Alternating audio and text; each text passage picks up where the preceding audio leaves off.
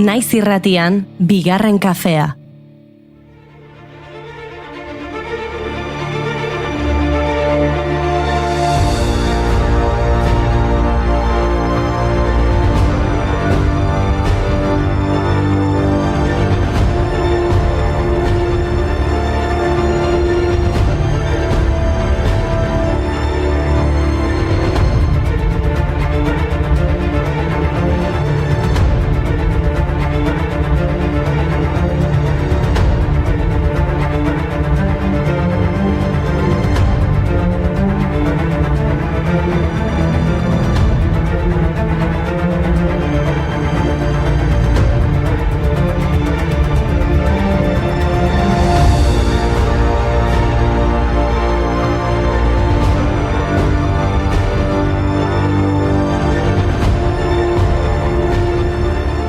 Egunon guztio, ongi etorri bigarren kafera Goiuri Urduritzen ari zen dagoeneko gure biolinek entzuten, baina hemen gaude, galdera bat, zer egingo duzue abenduaren 20an?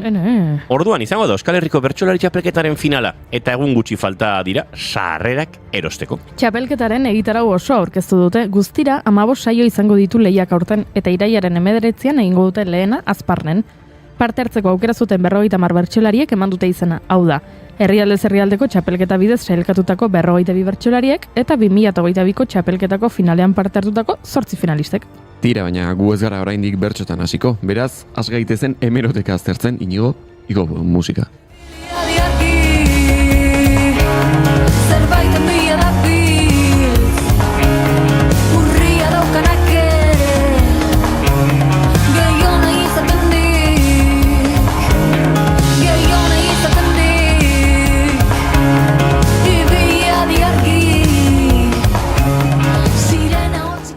Ehunda 10 urte bete dira gaur emakumeen bakearen aldeko gurutzada abiatu zela. Ehunka emakume Glasgowen Eskozian elkartu ziren lehen mundu gerraren amaiera eskatzeko.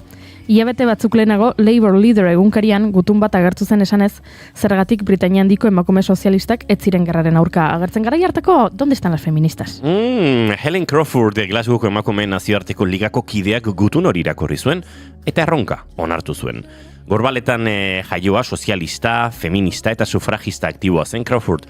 Emakumeen erakundeen bilera bat antolatu zuen ekainean Glasgowen emakumeen bakearen gurutzada bat eratzeko. 16 emakume erakundeetako 200 ordezkari bertaratu ziren bilerara.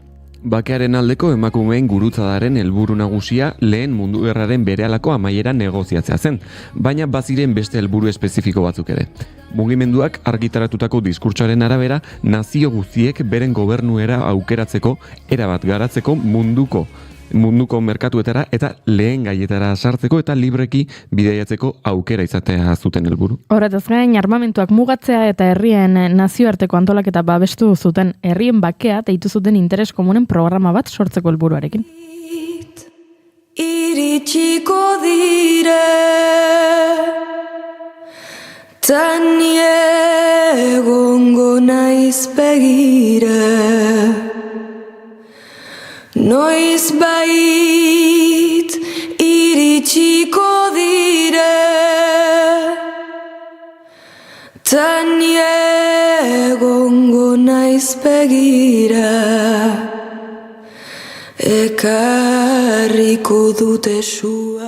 Eta gurera etorrita badago aipatu beharreko beste borroka bat, 7 egun baino ez ziren igaro Guardia Zibil batek Gladys del Estal Ferreño, militante ekologista hil zuenetik tuteran, 1979ko ekainaren 10ean beste polizia baten bala batek Vicente Badillo Santa Maria hil zuenean Errenterien. Vicente Badillo, Francis izen artistikoz, Jaengoa zen jatorriz eta travesti gisa lan egiten zuen Oarsoaldeko lokaletan.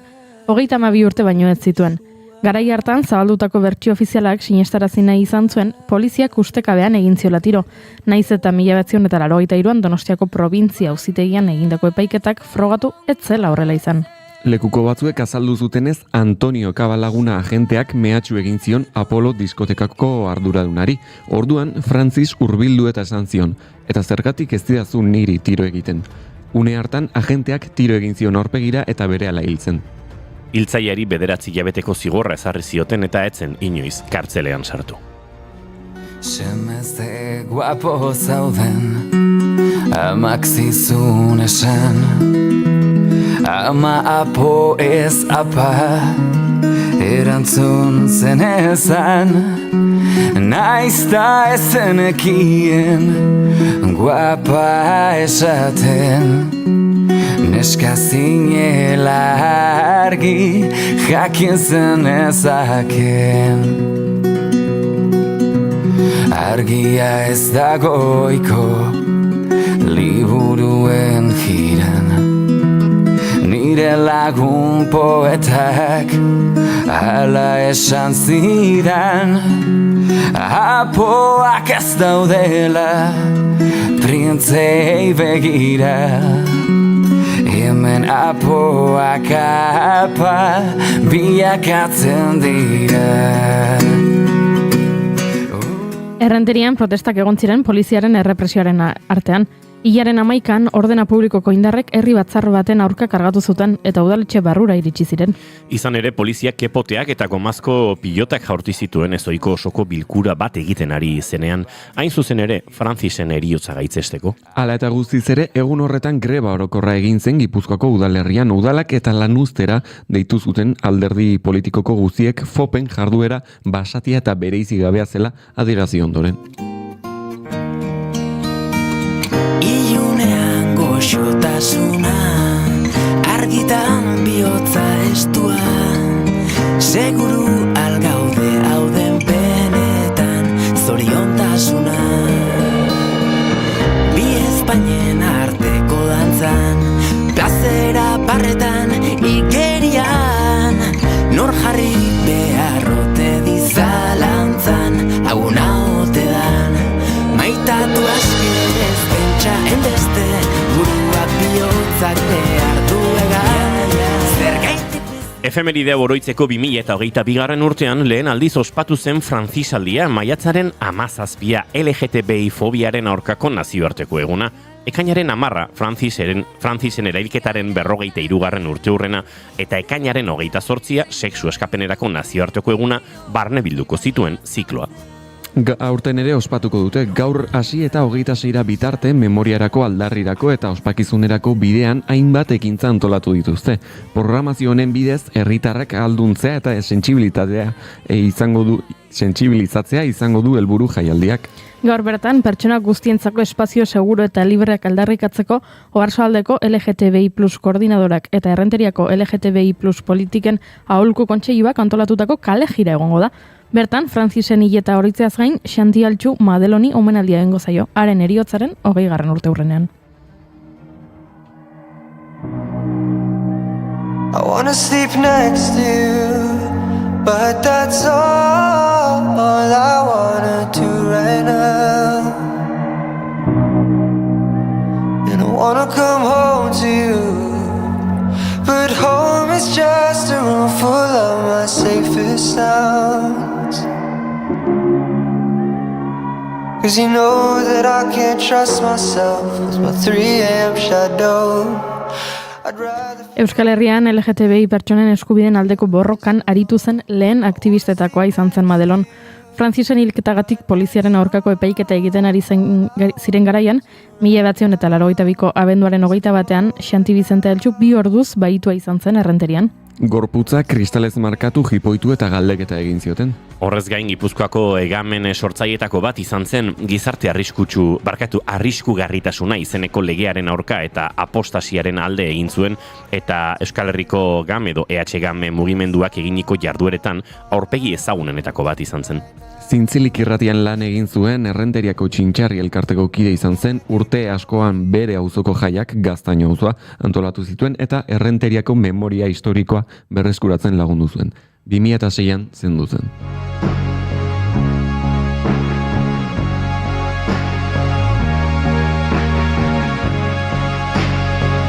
My friends call me a loser, 'cause I'm still hanging around. I've heard so many rumors that I'm just a girl that you bang on your couch. I thought you thought of me better, someone you couldn't lose. You said we're not together, so now Itzordu gehiago ere egongo dira, ea lortzen dugun egun hauetako batean antolatzaileekin hitz egin eta egitaraua aletzea. Bitartean gaurko gaiak aurkeztuko dizkizuegu, albiste berezien zerrenda osatu dut. Hauexeko osagaiak, mamutak, eklipsak eta usoak. Doinuetatik aratago ere entzuteko aukera izango dugun oski. Eta Ramonola Sagasti dator gurera, Edurne Pasamani buruzko komikia ondu du, eta hortik abiatuta bere ibilbideaz hariko gara. Eta kontutxo gehiago ere, elkarbanatuko ditugu zuekin, noski. Entzuleok ekainak 10 ditu gaur eta asteazkena da, ongitorri guztioi bigarren kafera, naiz irratian zarete.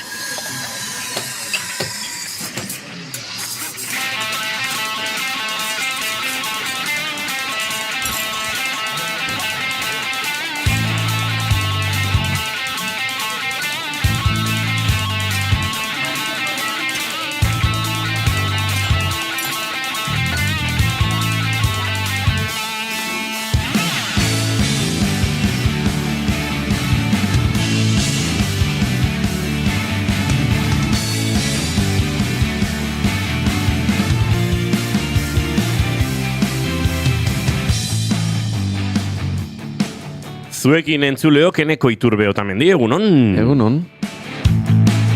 Eta zuekin Xabi Arrieta González, egunon? Egunon. Noa Gaztainago Jarbide, egunon? Egunon. Goiuri Ezeizarandia, zemuz? Egunon. Izketan ari zeizuena, Uinigo Asensio Lurbide gaur bigarren kafeak 1200 eta bigarrena du. Goizak 10 eta 18 minutu, ekainak 10, eta hemen 5 gara urrengo 2 orduetan zuekin bat egiteko asmotan. Ongi etorri guztioi, bigarren kafean zarete bai, naiz irratian.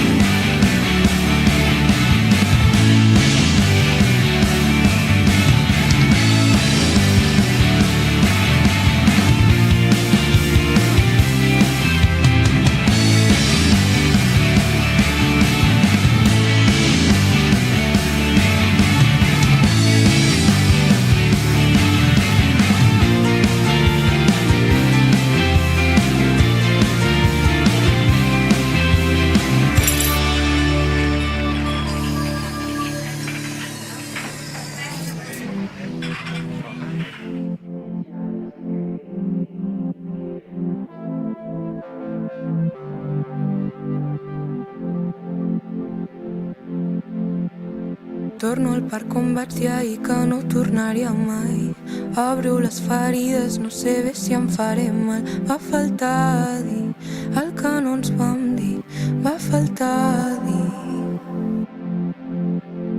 nola gorpuztu buruaz dakizunean zer egin. Eire proiektuaren eta etxeontako hain lagundugun Eire Maia eta bere bide lagun Eire Eiresa eta Irema. Orduan, Eiresa Alegik, hors geratu naiz ataskatuta. Maik artista kataloniararekin egin duten elkarlan honetan ez dakizunean duela aste batzuk, aste bete eskaz, ez da? Kaleratu zuten ez dakizunean kantu hau, eta duela aste batzuk, ondo esan da, ondoari nintzen, kaleratu zuten kantu hau, eta honekin abiatuko dugu horkoa.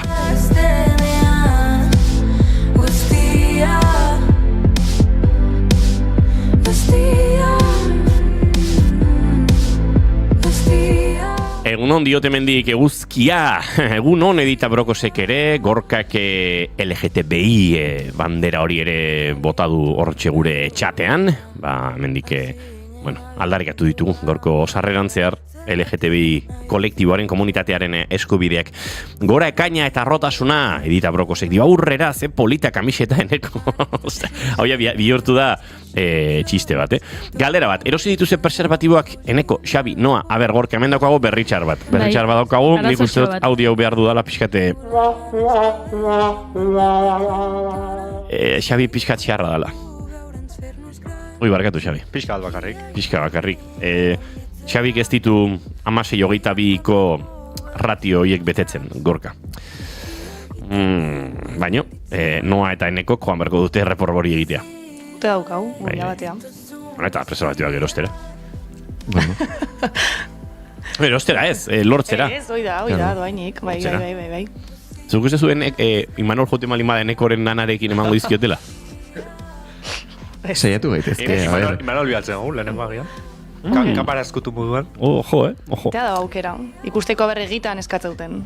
Eskatuko dute, eskatuko dute. Bueno, aztertu beharko duzue, igual asten bukarara begira, egun batzu gutziko dizkigu farmaziei aklara daitezen. Ze polixa kamiseta eneko esan duten mendik, era gero noaren kamiseta, eta ez dago kalifikatiborik. Manuaren kamiseta, Bakoitzakin, takit jo. interpretatzeko. Bai, dantzan 77, egunon goiuri prest zaude astelenerako? Kontua da astelenean kulturzastek elkarrizketa bat egin behar dela, edo, bueno, ez dakit elkarrizketa den, edo solasaldia gure artekoa, edo, bueno, galderatxo batzuk festaren inguruan. Maian zer daude, bonboiak galdetzen dute. Ez. Kakao aleak dira gorka. Bai, Zuek bai horrek bonboiak. Bale, eskerrik asko, gorka. Pentsatzen dute ez dela goiuri zutan eta zariza aspaldi gorka, ja ez da, ez gara bere favorituak aspaldi honetan. Ez. Gorkari gustatzen zaizkio, Aldaketak. Bai. Txaketaz aldatzen da errez, bai. Ez, eta gainera iritsi berri direnak, gonbidatu bat lehen aldiz etortzen denean bigarren kafea, bapatean bihurtzen da bere gustokoena. Ostiralean, bapatean, Markel Zeberio zen bere gustokoena. Orduan, gaur Ramon izango da. Hola Sagasti. Bai. Bueno. Gure maite dutekin egin behar dugu aurrera entzuleok, hementxe Merina Gris agertzen ari zeiduen bitartean, Tesla bat zutan gorka horbizurekin elkarlanean, Merina Gristarrak datorren denboraldirako baiestatu digute, elkarrezketa akustikoa, onduko dugula, euren formato ez hain akustiko hori egokitu egin bartzutelako, eta asteak pasata pixkat lanak korapiatu zaizkie, baina egingo dugu, eta bien bitartean, Ramon Olasagasti ikusten ari gara, gure estudira hurbiltzen, etxean bezala pasada dila Ramon eta eseri da dila gure laborategiaren hortxe fondoko maitxo horretan. Kaferik behar bali maduk, Ramon, Imanolek ateako dik, aprobetxatu Imanol gaur eskuzabal dagoela. Baina guk maite duteak elkarbanatu behar ditugu gure entzuleekin, eta eneko, zuri dagokizu lehenengoa. Bira, nere maite duta da, bazkalosteko paseoak. Bazkalosteko paseoak. Zenun siestak esan martzula. Bueno, Oierun espero. bakizu ze, eski bazkalosteko siestak oaindik aguantatzen zuten pixkat enekoren adin, ez da giti, ingurumari hori. Baina bazkalosteko paseoak badira pixkat gizontxo plana, ez? Gizontxo ez dakit, baina, bueno, asunto izan zen, atzo, bazkaldu nuen, kaferik gabe geratu nintzen, eta orduan esan, bueno, kafe erostea jo behar. Eta hor konturatu nintzen, bazkaldu ondoren paseatzea ze ondo datorren. Egia da, 5 minutu izan zela, zenik, bueno, nahiko ondoan dut supermerkatua, edo kafea erosten dudan tokia, eta beraz, 5 minutuko ibialdi bat izan zen paseo bat, baina, bueno, behintzat, ondo. Hankak pixkat estiratzeko eta... Kategoria, bai. Eta digestioari hola pixkat bidea zabaltzeko edo laguntzeko, ziur adituek diotela ikaragarri hona dela. Bai, esango dute ez dakit ni naiz aditua, beraz. Xabi Arrieta, zin da zure maite duta? Nere maite duta gauzak behar bezala ateratzen direnan. Epa! Bai, kontua da atzo. Espero dut dena ondo atera izana. Nik sentsazio hori daukat. Baina, nik ez dut. Zer gertatu zen atzo, kontazazue? Zoritxarrez edo zorionez, atzo defensa egin beharra genuen, gradu amairako lanarena, eneko eta nik, eta biok atera ginen, sentsazio batekin, ondo egin genuela. Horrak esan nahi du, zuen filtratu digute. Zuen komunikazio gradua amaitu duzuela. Printzipioz bai. Printzipioz goiuri, zure hitzik gustokoena, printzipioz. Gorrotu dut, eta badakizue. Kasu honetan ulergarria da, Bai. Zeintzen beste hitza hemen gorrotu genuena, bueno, nik ez bereziko, baina uste dut Julenek omen hori da. Julenek omen asko gorrotu du. Bai, bere indar guztiarekin gorrotu du omen. Ez nekin hori. Omenen erabila txarra. Hori da. Erabila okerra. Hori da. Julen ez jartzeko lapiskata zerre. Bueno, eneko eta Xabi graduatuta ditugu. Zuk noa... Bueno, nire juntote diploman bila zubezela igual 10 urte berandugu. Ze hona, entzulei hau kontatu genien, ez? Nire diploma noa jaso zuela duela aste batzuk deitu ziatelako Euskal Herriko Unibertsitatetik. Daizu, 10 urte dara matza zure tituluak hemen, eta... Oso larrituta ez zeuden, ez du ez da. Ez. Lasai. Badaukat titulo digital bat ofizialitatea duena edo, ez dakit? Pentsatzezula, ez dituzula behar, eta gero esatuz, ostra, nun daude? Bai, lehioan. Baina egia esan inork ez dite eskatu behin beste movida aterako, kazetaritzarekin zerikusirik etzuen movida aterako, behartzen hor titulu universitario bat, eta nik orkestu nuen digital ura. PDF bat izango da, ez dakit, ez dauka beste munduko ezer. Eta ontzat eman zuten. Gertatu zaiten, lagun batek datu zitera. Berakin aten first titula, bebi da, ez da? Bebi ustet. Bebi da first, bai. Eta esan ziten, jo ba, behait gauza bateako, nola lortzea daukat, esan, ostora, ez dakit, zen nik gaita daukat, baina ez dakit nun eote daukan. Nik azterketa prestatu nuen akademian bertan eskatu nuen eta eurek tramitatu zuten. Hoi da, igual, bai. Negia hola gauzak... Zuzena ematen, ez? Nik enuen urte asko beranduago... Eta aprobatuta berehala, nik etxan okan. Ba, nik ez... Akademia pasa eta... Ba, segurazki, nire first tituluak pasazuen, 15 urterekin atera nuen, eta 33 uste dute reklamatu nuela. Lasai, presa gabe. Bai, a ber, hortzegon behar du, ez? Ezela, serbidoren batean, edo nun baite egon beharko du. Abea, oega, odeitzen, horre otea baita, bai, gultzat abea, horre otea baita, esgartze bat zuzure usuarioa edo, urtxe, errexarra isegia esan. Ez du, karrera bukatzeko ze falta duzu, noa? Presentatzea, TFGA. TFGA presentatzea. Horrendik ez orkestu? Eman duzun gerrarekin? Gure laborategi aztoratu duzu, gure bake mentala lurretik ibili da arrastaka. Ez, da txika tema tabun, etzatoi. Ondo bideratuta dago? Bueno, ez dugu gehiago. Entregatu duzu? Bai, zen. Defentsa egitea falta da. Oida, defentsa egitea falta da, baina, bueno, gero itzengo dugu. Mikrotik kanpo hitz egiteko modukoa. Izugarria. Zeina zure maite duta, noa? Nera mandilistak. Ez que kriston pila gozatzen ezkin nahi dilistak. Gaina super ondo ditut. Gauza bat, maite dut hau egon daia. Zuk dilistak pila bat maite dituzula, eta horren inguruan aritu gara jada bigarren kafean. Bakizu aiatu ginen, honea, uste teneko kesantzulako, batxuri zopa zan, ozakit zertzan, janari bat, oida. Eta uste gorra iritsi ginen. Egun baten ezakizu esan ditun bi maite dut, horrein dikan aitak gogoratzen ditela egunero, esatitela, berrizen maite dut horiek egiten badituzu. Esan zenuen arraizopa etzen nuela guztoko. Ez, esan nuen arraizopa guztoko nuela, eta gero baita bi maite dut esan ditun egun hortan, eta beste maite dute izan zen koloreak, eta nereitak esan zian zu tontoa zea. Ai, ba, Nahi do entrevistatu enekoren aita. Bai, mesedez. Ai, ba, ez? Bale, baina etxoin, baina, eta... Dilistek, lotura zuten batxuri zoparekin? Ustet, hasi ginen leitziten, enekon, zenik ez ustet esan nula, arrain zopan ez nula inoiz probatu. Eta orduan, ez dakit nola iritsi baina, ez nuke esango niko. Bale, zure amaren dilistak hori da maite duta. Atzo janitun, eta jango nitun egunero egia zan. Beroakin, baita, ondo sartze ezkin nahi. Bai, txilistak, asekaz, patata, ez nera bakaina hoi asko eta dena jartzei. Bai. Dena, eben ja beste gauza Amaia nahi dugu dilistaiek probatu. Bai. Kazuelatxo bat, hola soziadean bazkaltzeko, afaltzeko egun tonto baten. Zango jot. Baina ez esan, esaten badiozu egin egingo dizkigu. Ez hautzen dut, eta esaten badiozu egin egingo detektor da dira. Saia maitu baina lago, kazolarekin hemen dugu. Eta gero ongoia dilistak hemen, eretarta bezera hor aste bat. Exageratua zaren. Atzo noak aurreko astean, ostiralean, ekarri zuen, gaztatarta frigorifikoan goreta ukiduguna. Bai. Atzo norbaitek atera eta puxka jantzion. Eta hasi zen noa, lizunduta dago, dani baino, nundu lizuna tarta horrek, ez zuen zer? Gaur erdi gaixo esnatu naiz. Gaiuri. Urteak zenbat egon ditu? Imanoli gandego izan, bai gaixo jaik izan. Urteak zenbat egon ditu, Gaiuri? 375. 250 igarotzen dituzuzuk erdi gaizki. Ai, jo. Orduan ez da nire erroa. Ez nuke esango zure erroa danik, inondik inora. Ez da zure erroa. Zeina zure maite duta, Gaiuri? Nire maite duta da historio bat atzo deskubritu nuena, benetakoa, erreala, gertatu dena, eta gertatzen ari dena, eta lerroburu bat, lerroburu bat, pixkat lapurtuko izuete. Entzun hau, Agorafobia zuen emakume batek, Espainiako kultur aldizkari garrantzitsuena sortu zen bere etxetik. Nortasun glamuroso bat asmatuz, eta beste pertsona baten argazkiak erabilita. Zer iruditzen zaizue?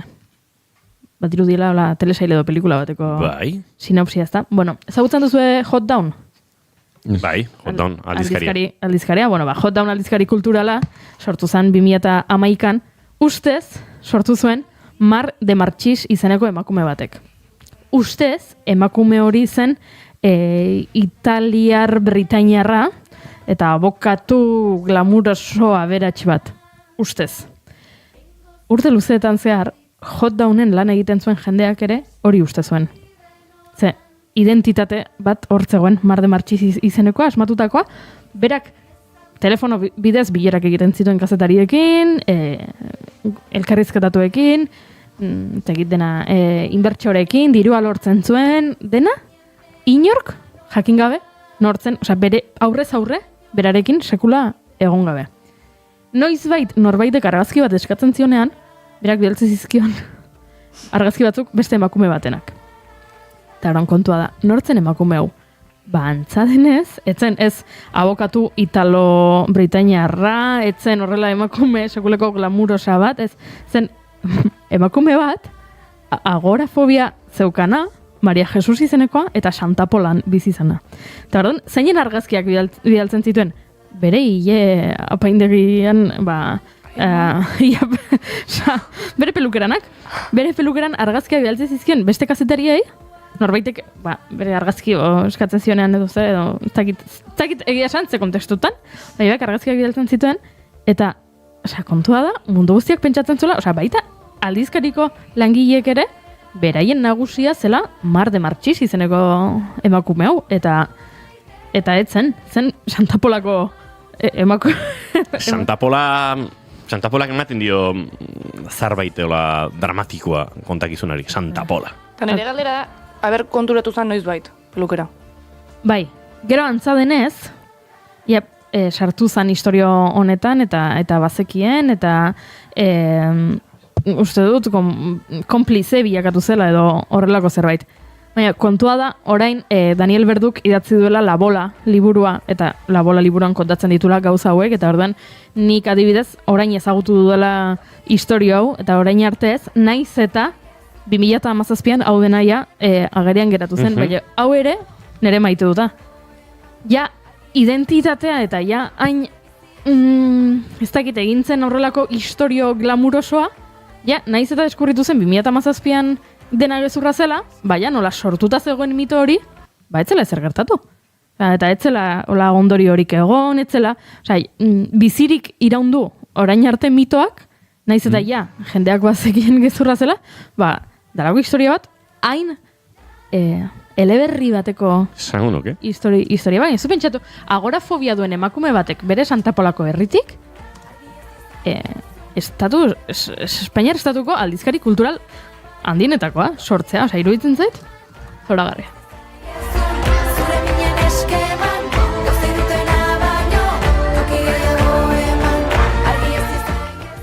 Nire maite duta pixkateneko estail da. Zuraitak igual, pentsa dugu totuan ez nire, baina ez, badu, a ber, ni atzo bazkalostean etxera sartu nintzen, siesta koskorra egin nuen, siesta oso koskorra egin nuen, ze hasi nintzen bat eta besteen mezuak erantzuten, eta auta beste egiten, eta siestarik egite iritsi nintzen, baina etxean egon nintzen tarte batean, ordenagailuarekin, lanean, auta beste, eta Jesukriston giro polita zegoen. Fresko, baina ostarteak zabalduta, eta nik etxetik ikusi nuena, etxera sartzeragoan ikusi nuena, nahiko laino, nahiko egunola tonto xamarra zegoen, eta oso gustoko dut, etxean hainbeste ordu basata gero, kaleratera eta alako eguna topatzea, eta orduan, joan nintzen bueltate matea, lagun batekin afaldu nuen, eta pixkate iuna bar eta gauari etekin puntu bate atera nion, eta bastante gustora bukatu nuen eguna sentsazio horrekin edo eta eguraldiak ezu pixkat iskutuan zauden bitartean onera egin duen horrekin, así que horixe da nire maite duta. Oso eneko estail iruditu zeizue? Ez, izan daiteke, ez dakit zer den. Zer esango du baineko? Galdetu aitari bazter dion.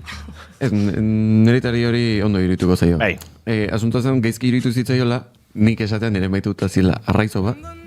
Ez iritu zitzaion, zela gauza oso simple bat, eta gero koloreak esatea. Iritu zitzaion, ja. Egun hauetan gaina kolorez pilo bat itzen dugu, kamisetan gatik tola. Eta kolorea... Egun hauetan edo egunero. Kolorea erresistentzia espazio bada gaur egun, eta kolore biziez jaztea, bada pixkat iraultzailea gaur egun. Jo, hemen ez geho oso kolore biziz jazteko. Ez badakit, Ni bai. zeate tristuraren, ez? Akatu. Xabi justo ez. Xabi justo etortzea berde, Eta- tonalia Noa, zugetorra izara Txuria beltza, eta... triste. Bai, eta nire. Berdea, txuria urdina, txuria berdea, Eta ni baita, Bai, azeate. Kamisetan ni Urdin unek bainga argia. koloreko kartzei dut. salmoi kolorea, arroxa fosforito ez gehatoriko, ez? Eneko baino egia bere pertsonalitateakin. Personalitate grisa daukala esan nahi duz. Oira, esan, ez, orain. Baina, bota, hola, dena. niri ere iruditu zait. Misteriotsua. Esan duela, baietz. Misteriotxua. Denok. Ba, estan bai mi klasiko honekin, egingo dugu rengo minututxoa eta gure gonbidatu arkeztuko dizuegu segituan entzuleok.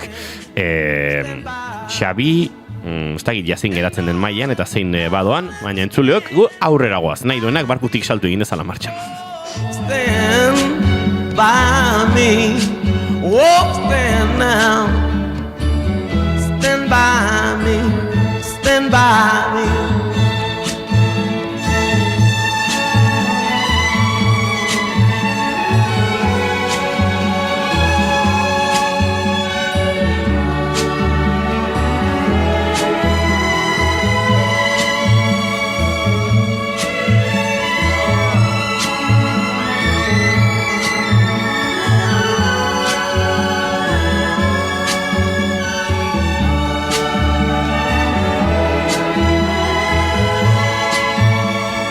Darling, darling, stand by me. Oh, stand by me. Oh, stand by me. Stand by me. Whenever you're in trouble, won't you stand by me?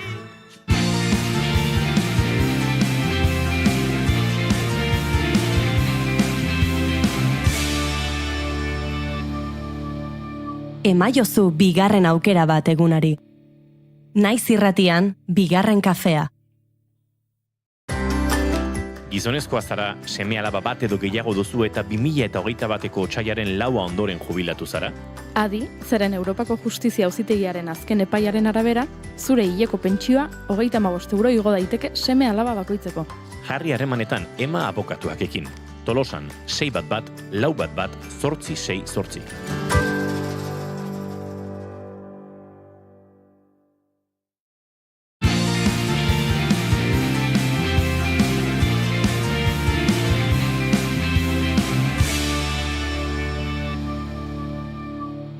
Bigarrenak ez direlako beti okerragoak.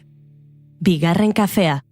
Entzuleo goizeko 10:29 minutu eta esan dizugun bezala eta gure promesake betetzera gatoz, gure urrengo gonbidatua aurkeztu behar dizuegu segidan eta arekin egingo ditugu lasai eta luze gainera urrengo minutuak.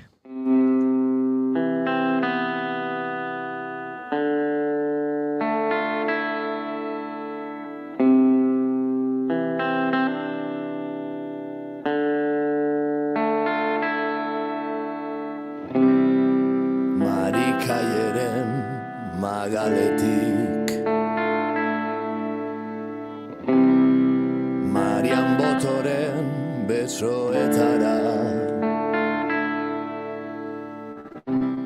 Liburuak irakurtzen ditugunean, askotan historioan bertan jartzen dugu harreta. Pertsonaietan, gertakarietan edo kontatzen zaigun horretan. Baina gutxitan gelditzen gara pentsatzen istorio horiek nola sortzen diren, nondik ateratzen diren edo zer dagoen idazlearen buruan lehen hitza paperera iritsi aurretik. mugagabeak Eta are gehiago idazlea urte luzez genero eta formatu ezberdinetan aritu denean. Izan ere, ez da gauza bera eleberri bat idaztea, benetako pertsona baten biografia kontatzea edo komiki baten bidez istorio bat eraikitzea. Formatu bakoitzak bere erronkak ditu, baina guztiek dute zerbait komunean, zerbait kontatzeko beharra.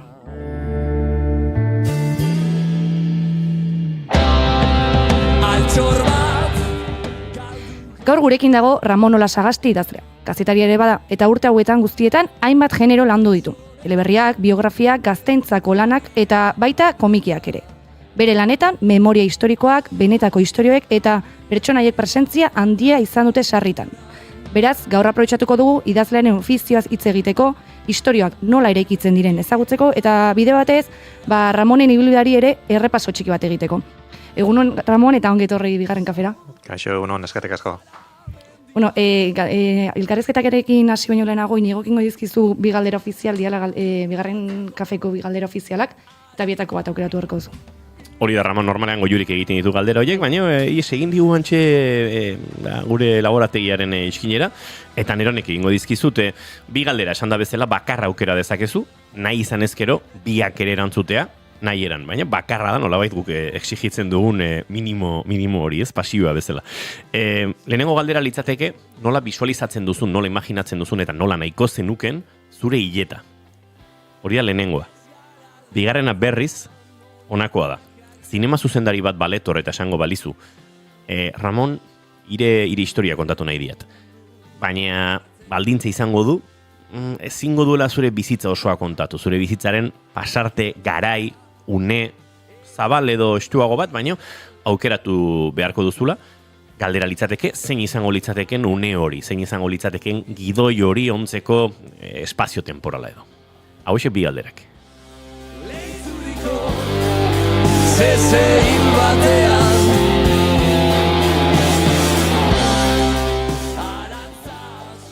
Segundu batzuk eman dizkizu, baina... Bai, lehenengoari erantzungo diot.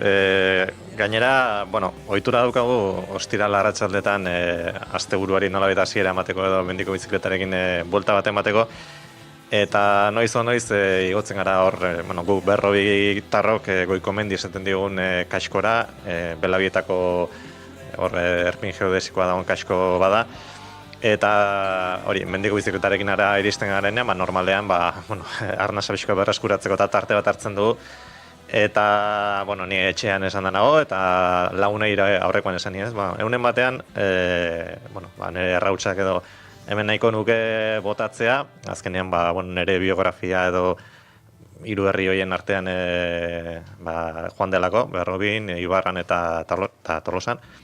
Eta, nire hileta hortxe nahiko nukez, jendea mendiko bizikletarekin, mendian, eta, ez dakit, ez giro triste batean, baizik eta errautsa zabaltzen, eta nik ez nuke elizkizunik eta olako historia hori nahi, baizik eta, mendiko bizikletarekin jendean ere inguruan, errautsa botatzen eta egun arratsalde pozgarri batean. Entzuleok, entzun dugu eta ontzat emango dugu gainera, Ramonen nahi hori, pedi urruti, baina gertatzen denean ere entzuleren batek esango du, ni hemen nago eta entzun nuen behin Ramon bigarren kafean esaten hau horrega nahi zuela. Handa bezala, oxala urruti baldin bada. Noa, entrevista zurea da. Bai, Ramon ja behin galderak erantzun da, pixkat elkarrezketakin hasiko gara, eta idazle gixan, suposatzen dut askotan galtuko zuela galdera hau, baina iruditzen zainei askotan egian koste egiten zaigula ez, zuen lana, idazle lana imaginatzea, zuen rutina nolabaitekoa, guk ikuste duguna amaierako prozesua dalako, amaierako produktua, hau da liburua. Azaldu pixka bat nolakoa den zuen lan, prozesu hoi. Ez da gite, hasteko eta behin nik kazetaria nahi zuen bezala edo, kazetaritza daukat nire burua, eta, azkenean gure ofizioari lotuta badago idaztean noski, eta, noiz nire buruari jartzen dizkiot, ez, ariketatxo batzuk, edo gustatzen zait, sormenari, bide hori ematea, eta egin ditut literaturarekin igual lotura gehiago katen lanak, eta, tartean liburuak ere argitaratu izan dira, eta, idazten dudan neurrian, idazleari izango naiz, noski, baina, kazetaria naiz idazle baino gehiago. Eta, ez dakit, hasteko, zuk esan duzuna, ez, historia bat kontatzeko beharra hori dago, ez, nik uste sorburuan, edo nahi hori, edo gogo hori, eta, behin, historia bat daukazunean, niko egitura izaten dut, ez dakit, olako egitura bat, edo eskema bat edo sortzeko, ez da ere oso zurruna, abia puntua bai, ez zurdura nagusi bat bai, baina gero hortiken aurrera konturatzen naiz, historiak askotan berak eramaten nahuela, ez. Eta, aipatu duzu moduan, genero desberdinetan aritu naiz, eta, oso desberdina da, adibidez, biografiak idatzi izan ditudanean, edo reportaje lanak edo kazetaritzako lanak egin izan ditudanean, horre sormenak badu garrantzia, baina ez horren besteko, ez gehiago da, jasotzea pixkat beste batzuk esandakoa, edo irakurritakoa, eta desberdina da, baina, funtsean hori dago, ez historia bat kontatzeko beharra, ez urdura bat, eta gero hortik abiatu, eta, iristen zaren helkura, ez. Eta prozesu hori nola izaten da, hau da, liburu bat idaztean zu beti prozesu bera jarraitzen duzu, ez dakit beti toki berenetik haste zaran? Ez, prozesua oso desberdin izaten da, ez. Adibidez, aur literaturako lanak idatzi izan ditudanetan, historiotxo bat edo kontatu nahi izan dut, hor ideia bat edo sorburu bat egonda, eta sorburu hortatik abiatuta lehen esan bezala abiatu eta bideak eramaten hau batera edo bestera, ez? Horta artean sortzen dira, hasieratik badaude personaia batzu noski, sortzen dira gero beste batzuk indar gehiago hartzen dute, beste batzuk galdu egiten dute, eta aldiz, adibidez komikiko prozesuetan, ez?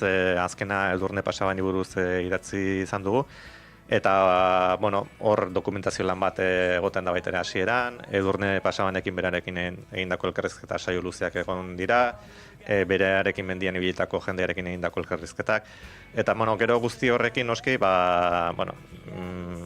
egiten da olako gidoi moduko bat, ez? Eta, gidoi horretan ere badago sormena, badago literatura, baina oso desberdina da, ze hor irudiaren euskarriare oso importantea da, eta orduan marrazkiari ere utzi behar diozu hitz egiten, arnasa eman behar diozu, eta oso prozesu edo eskema desberdina da, ez, adiz komikikoa, aur literaturakoa, kazetaritzakoa. Kanpotik ikusita gainera guk askotan ikuste dugu inspirazio kontua dela soilik liburu bat idazterena, baina noski hor da badago atzean nolabaiteko disiplina edo askotan dokumentazio lan handia dago. Zure kasuan nahi ez, idazten hasten zarenean, zuri bereziki zer pizten dizu interes hori, hau da pertsona berak, gertaerak, galdera bat erantzuteak? Esango nuke persona berak, ez? Adibidez, nik segura asko egin dudan lanik sendoena, mardurena izan da mendiminez, hildako Aima Mendizaleren inguruko biografia jasotzen dituen liburua da. Eta, hor nire ezin bat zegoen, ez, berrian eta Euskaldunon egunkarian lehen, Mendizale hori buruz, beraien zoritxarrez heriotzari buruz idatzi izan dudanean, beti konturatzen ditzen, beraien obitorio moduko hori geratzen zela oso egun batetik bestera iraungitzen zela, ez?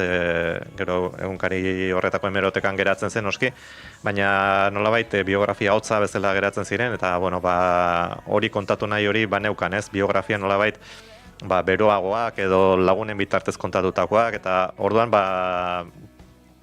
nahi horretatik abiatuta eraikin dituen, ez? Biografia horiek lagunekin hitz egin da, familiakoekin hitz egin da, eta pixka bat asmo horrekin, ez? Galdera zehazkiztak iztertzen, baina, joan naiz pixka adarretatik, ez? Baina, nik uste importantea dela atzean dagoen persona hori,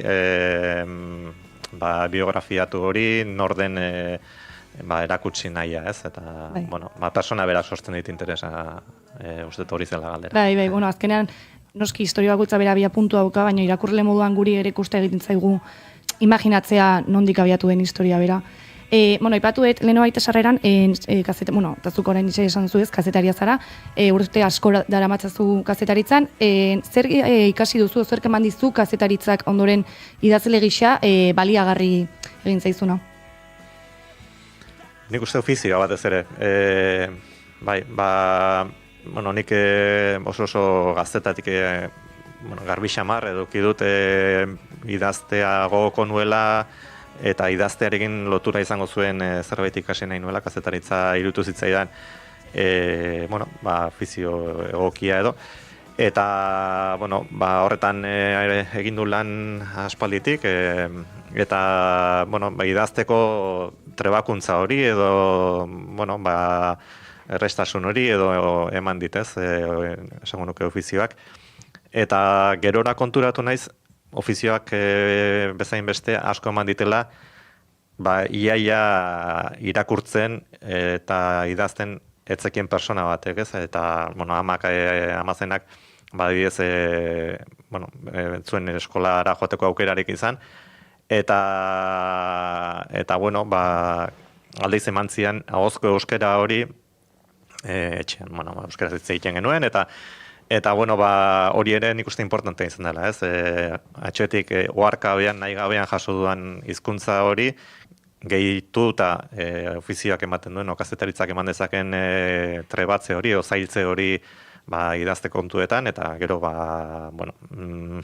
ekinean, ideiak ekartzea, sormen lan hori lantzea, eta bizkat, hiru gauz horien batuk eta esango nuke dela, ez, nire prozesua. Bai, kanpotik azkenean askotan, badirudi nolabaiteko oso ezberdinak dirala, ez, bi mundu hauek, guk noski kazetaritzatik gehiago lertu dezakegu, baina gero badaukate aman komunean, uste dugu baino gehiago. Idazleen alei dagokionez, esaterako askotan lotzen dugu idaztea inspirazioarekin, baina noski inspirazio prozesu horretan, imaginatzen daukat, nolabaiteko blokeoa egon daitekeela, zure kasuan adibidez, liburu bat idazterakoan, ez dakit badagoen zati bat edo momenturen bat, non zuk nolabaiteko blokeo hori edo zailtasuna sentitzen duzun? Bai, askotan. Batzutan gertatzen da, gutxitan esango nuke, nire kasua mintzak gutxitan, abiatu eta historia berak erreka bat bezala eramatea, ez? Batzutan, lehen esaldiak eramate zaitu ez, pixka bat urrengora, bigarrena, hirugarrenera, eta konturatu gabe historiak berak iaia bukaeraraino eramate zaitu, baina hori inek esango nuke gutxitan gertatzen dela, edo niri behintzat ala gertatzen zait, eta kontrakoa ez, blokeo horiek, edo beti zangotraka ibiltzea, edo ezinean ibiltzea hori maizago, ez? Eta, batzutan, bigarren kafe bat, hirugarren kafe bat ondo etortzen da horretarako, ez dakit, bekota gartara jetxi kafe bat hartu, eta lehen katramila duta zeneukan esaldi hori, igual askatzen duzu, eta parrafotxo boli bat idazten duzu, gustora sentierazten zaituen pasarte bat idazten duzu, eta aurrena berriz ere ezin bat edo datorkizu ez, eta batzutan mendiko paseo bat, edo lehen nino gaipatu bezala lagun batekin afari bat, eta ark eman dizu igual printza bat jarraitzeko historiarekin, eta horrela izaten askotan, ez? Nire kasua meintzat, historio batetik harimutur pila bat sortu daitezke, edo harimutur horiek etorri daitezke zuztean ustetzen nuen leku batetik, ez? Eta blokeoak, ezinak, zangotrabak asko izaten dira.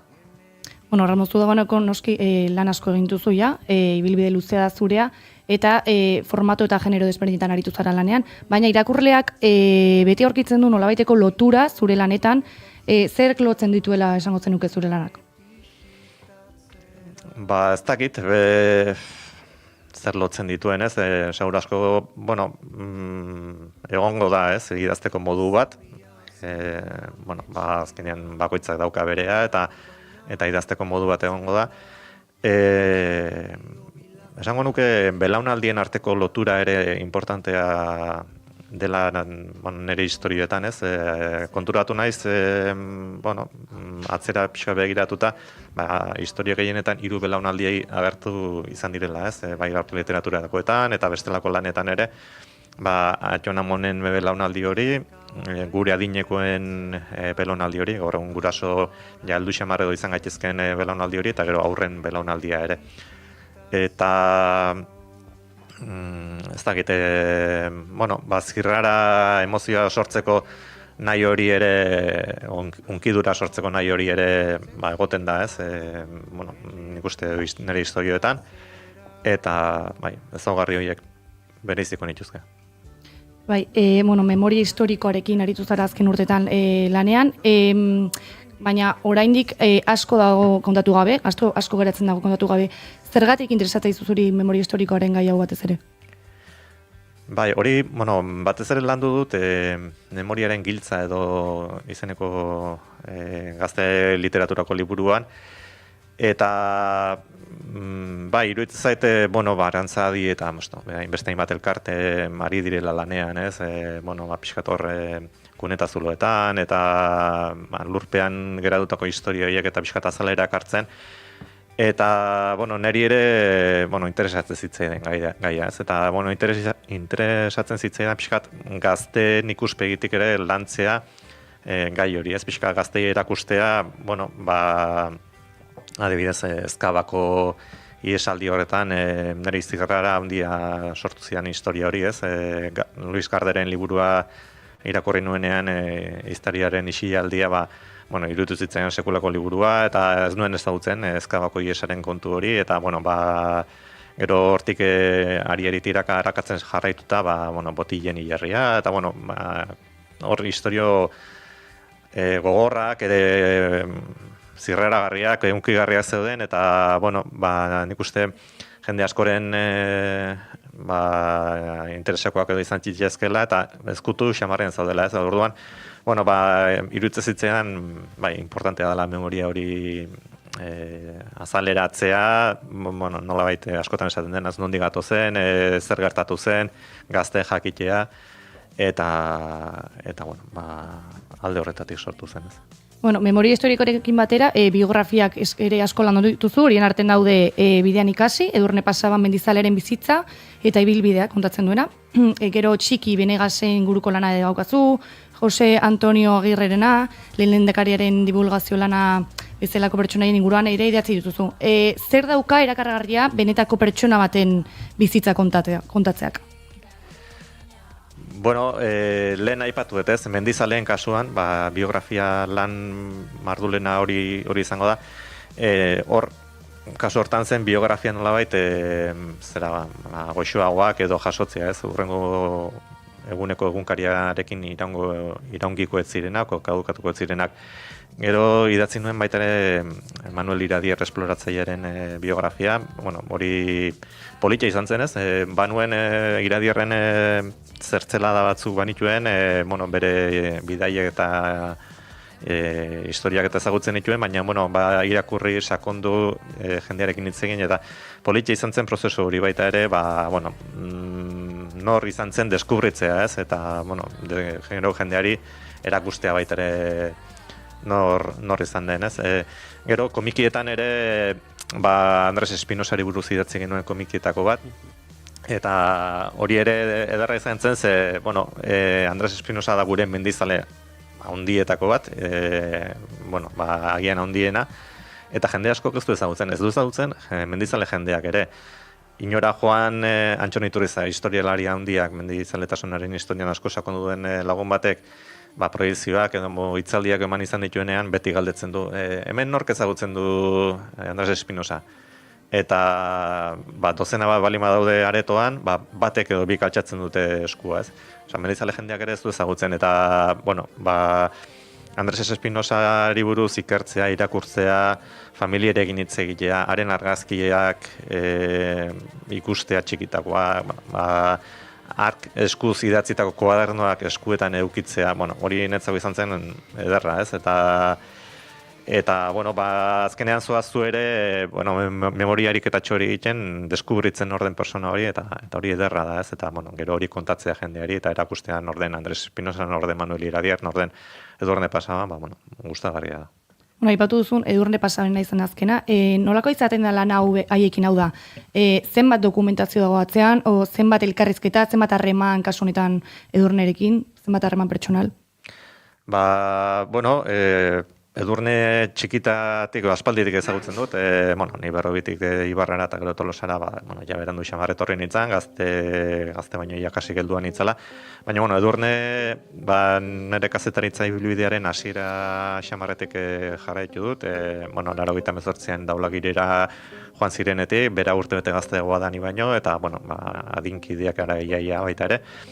Orduan, bueno, ezagutza hori bazegoen, egunkarian eta berrian egindako lan hori ere bazegoen, bere jarraipen hori nire lanbidetik. Eta, bueno, gero, bueno, ni kazetaritzatik alden dut ere egon naiz urte batzutan, itzulpen gintza lanetan eta aritu naiz. Eta horre, bere ibilbide profesionala esan dezagun mendian, horre garatu zuen Edurnek. Baina, bueno, orain komikirako berriro berreskuratu dugu harremana, eta lehen aipatu da moduan, 3-4 elkarrizketa luze 2 ordukoak edo euki genituen, bueno, gai batzu freskatzeko, bueno, nik ez nik egin gai batzuk eta lantzeko, hainbat galdera erantzun egortziren hor, eta nik uste hori funtsezko lana izan zela dokumentazio hori, elkarrizketa horiek, gero, komikiaren gidoia osatzeko ez, eta gero, Edurne ez aparte, beste hainbat elkarrizketature izan ziren, baina, bai, oinarri hori importantea da, ezin duzu utxetik abiatu, eta bai, esango nuke elkarrizketa horietan egon dela, gero gidoia izan denaren oinarria edo. Gainera, ni suposatzen du biografiak idaztegerako garaian, pertsona bat kanpotik ezagutzen dugu, baina gero barrundik agian ezagutzen hasten garenean ez direla pertsona berdina, ez? Edurneren kasuan adibidez, zer da gehien harritu zituena berarekin harreman hau izaten hasi zinenean? Eskuzabaltasunak. Bai, agian jendeak eduki dezake Edurneren irudi bat, ez? Komunikabideetatik, sare sozialetatik, telebistan edo, ikusi duenetik. Azken urteotan gehiago lotu izan dugu, depresioaren gaiarekin eta, osasun mentalaren gaiarekin, eta hola, komunikabideetan sarri horrekin agertzen da. Ni gehien harritu nahuena da, bere esan dudana, ez? Eskuzabaltasuna, gertutasuna jendearekin, ez? Bilboko Mendifilm jaialdian egon ginenean komikia aurkezten, komikiaren aurretik ere bai ze eskuzabal jokatu duen gurekin, ze errestasun eman dizkigun, gero jendearekin hartu eman hori, ez? Ez dakit, Durangoko azokan sinatzen egon zenean, egon ginenean, oso hurbil jende guztiarekin zela sinadura bakarrik zen hizketalditxo bat, eta, beran ikusten esker honeko sentitu dela, ez, komikiarekin, eta eskerran hori adirazi nahi izan dio jende guztiari, eta, gertutasun hori, eskuzabaltasun hori azpimarratuko nuke Edurneren kasuan, ez? Landu duzun beste genero bat ere bada komikiarenak, kasu honetan Edurnerekin egin duzu bezala azkeneko zure lanarekin. Gaina badirudi komikiak azken urteotan nolabaiteko gero eta presentzia handiagoa daudela bai gai sozialak eta historikoak kontatzeko, ez? Zer dauka, zer ematen dizu zuri komikiak, zer dauka komikiak beste formatu batzuek ematen ez dutena? Interakzioa, esango nuke, nik kazetaritzatik nator eta lau komiki landu ditugu, Euskal Mendizaletasunaren historiari lotuta, bat izan zen Everesteko lehen Euskal Igoerari buruzkoa, bigarrena Iñurrategi anaien ibilbideari buruzkoa, hirugarrena Andres Espinosa lehen aipatu duguna, eta laugarrena izan da Edurne. Eta kazetaritzatik etorrita, Everesteko komikiaren gidoia landu nuenean, konturatu nintzen dena kontatu nahi nuela hitzez. Dena hitzez kontatu nahi nuen, nire age horiek eta horra zaleratu ziren, ez? Lehendabiziko gidoi zirriburro hartan. Eta pixkanaka, azkenean komiki gintzatik ez netorren, niretzako berria zen kontura, eta konturatu nintzen, lehen epatu duanaz, irudiak, marrazkiak asko kontatzen duela, ez? Eta zenbat bineta mutu dauden, hitz batek, bokadillo batek, bumbuio batek edo kontatu dezakena, baina asko hobeto kontatzen dutenak, ez? Eta, hor interakzio hori nik uste oso polita dela, marrazkiaren, irudiaren eta hitzaren arteko interakzio hori. Eta orduan, bada beste hizkuntza bat, askoz grafikoagoa, esango nuke irudia dela euskarri nagusia eta hitzak lagundu egin behar duela, baina irudiak gehiago kontatzen duela, eta niretzako polita izan da baita, hizkuntza hori pixkanaka bereganatzen joatea, ez? Eta, jendeak harreran eta esan duenagatik, Edurne izan da, ez? Lau komikietan agian komikiena, hor nabaritzen daia, fintze prozesu bat, ez? Eta politia izan da, Cesar Jaguno eta bion arteko elkarlana hasieratik ona, eta interakzio hori izan dudana, ez? Bion artekoa, irudi eta hitzaren artekoa, eta oso politia da hori. Aipatu ditut ez, biografia, komikia, memoria, historia. Hasiera batean pasabanen historia biografia moduan kontatu zenun, baina gero komiki formatura eraman zenun. Zer aldatzen da historio bera irudien bidez kontatzen duzunean? Edurnerena beste kazetari batek idatzi zuen, erderaz, 14 veces 8.000 uste dela liburuaren izenburua, eta nik Edurneri buruz idatzitan naukana zen gehiago, kazetaritzako lanak, ez? Artikuluak, elkarrizketak, noiz, eta erreportajeren bat edo beste ere bai, baina ez naukan libururik edo idatzi eta orduan gidoia lantzerakoan hoxe, saiatu behar duzu nolabait trinkotzen, kondensatzen, laburtzen, liburu oso baterako eman dezaken informazioa, ez? Eta hor, nik uste importantea izan dela hasierak kontatzea. Agian 14 veces 8.000 liburu horretan kontatzen dira 18.000koak, bere igoera nola izan diren, kontakizun hori badago, baina Edurne horraino nola iritsi zen, etzen kontatzen, ez? Eta Edurne berak ere hori eskartu du, ez? Kontatzea, hortxe, Ibarrako zubi hortatik puentin nola egiten zuen 14 urteko neskarek, nola hasi zen erdi maite minduta, ez? Eskaladako begiralea gustoko zuelako eskalatzen, eta gero nola hasi ziren, ez? Forfizar hartan egin ora joaten, Riglosena joaten, eta prozesu hori politia da, ez? Azkenean Euskal Herriko edozein gazte nola mendizaletu den, eta hasiera hori kontatzea komikiaren gidoian elementu importante izan da, ez hasiera hori. Gero kontatzen ditugu espedizio batzu noski, eta gero polita iruditu zaigu gidoian Edurne izenaren kointzidentzia hori, ez? Edurne elurrati datorrez, eta bere ibilbidea gerora predestinatua baliz bezala elurretan joan da, ez? Mendietan eta mendi elurtuetan. Eta orduan hor egin dugu elurraren hiztegi bat, ez? Elur lapatxa, elur maluta, elur malkoa, gure hiztegia elurrari lotuta oso aberatsa da, ez inuitena bezain aberatsa, baina aberatsa da. Eta ematen zigun aukera baita ere, bizitza izan daiteken bezala, elurraren zikloa ere hasi eta bukatu egiten da, ez? Elur lapatx batekin hasten da, maluta lotxati horiekin hasten da, zaletzen doan persona batekin hasten da, eta gero pixkanagak sendotzen joaten da elurte hori, geruza hori, eta hor paralelismoa sortu dugu, ez? Elurraren zikloaren eta bizitzaren zikloaren artean, Edurneren ibilbidearen artean. Eta, lehen aipatutako printza horiek, ez, dira, baina, kasu honetan oso arira zetorren, oso arrez zetorren, ez, Edurneren izenarekin, eta, horrela izan da. Aipatu dituzu, ez, lan asko egin dituzula, kazetari moduan, hain komikiarekin, Edurnerekin, zer iruditzen zaizu dela zuretzat, zure ustez, zer iruditzen zaizu, bere historioa hain erakargarri egiten duena, irakurlearen zaten? Edurneren kasuan, adibidez. Bai. Nik uste dela, azkenean persona esan dezagun, agian mitifikatu egiten ditugu, ez, eta lortu dutena esan handia da, 18.000koak igotzea, eta goimendi horietan igoera guztiek egitea noski importantea izan da, eta munduko lehena izan da, hori lortzen. Baina, horren infrentzu, ez, berak aipatzen duen auskortasun hori dago baita ere. Gai dena 18.000ko egigotzeko oso auskorrare izan daiteke, ez da munduko persona indatsuena, baizik eta beste guztia bezala hautsi ere egin daiteke. Eta persona hori erakustea, ez, izan da netzako politena, hasierako punti nintzen zuen neska hura, hemen San Franciscoko bankuetan pipa jaten eta lagun artean izketan aritzen ziren